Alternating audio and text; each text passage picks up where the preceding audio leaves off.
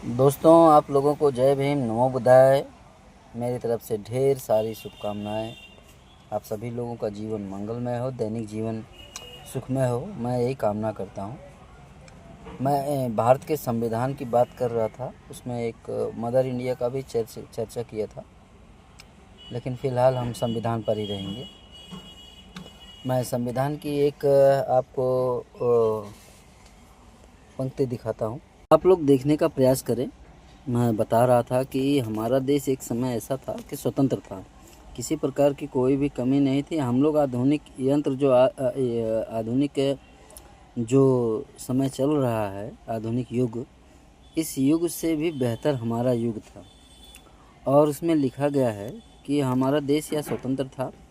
भारत की स्वतंत्रता खत्म हुई थी, इसका मुझे दुख है, लेकिन अपने ही लोगों के विश्वासघात से हम स्वतंत्रता खो बैठे।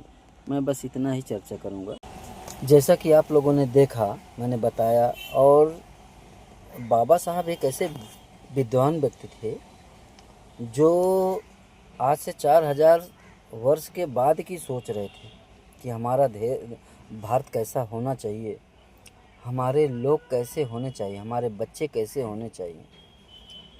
इसमें जो भी है, उन्होंने किसी के साथ भेदभाव नहीं किया है। अब उसमें लिखा है कि यह देश पहले स्वतंत्र था, मतलब हम गुलाम नहीं थे।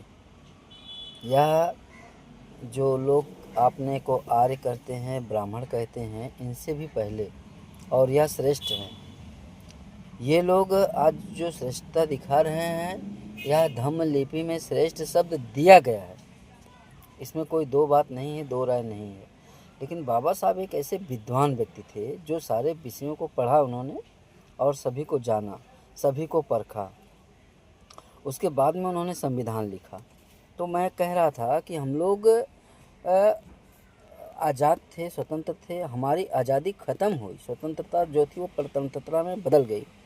इसका उनको बहुत दुख है, बहुत तकलीफ़ है, और वो ये खेद व्यक्त करते हुए कहते हैं कि हमारे लोगों ने विश्वासघात किया। जो लोग विश्वास कर रहे थे कि हमारे नेता हैं, ये हमारे राजा हैं, ये हमारे प्रजा है, ये हमारे मंत्री हैं, उनके ऊपर विश्वास जता रहे थे, और वही नेता मंत्री जो भी थे उस युग में, उन्हीं लोगों ने विश्वासघात किया। अब आप सोच सकते हैं, आज का भी युग वही चल रहा है। हमारे लोग हमारे वोट को बेच रहे हैं, वोट पैसा वो लेते हैं, वोट हमारा जाता है। तो मैं बस इतना ही कहना चाहता था। मैं आगे की कड़ी में आपको बताने का प्रयास करूँगा। बहुत बहुत धन्यवाद।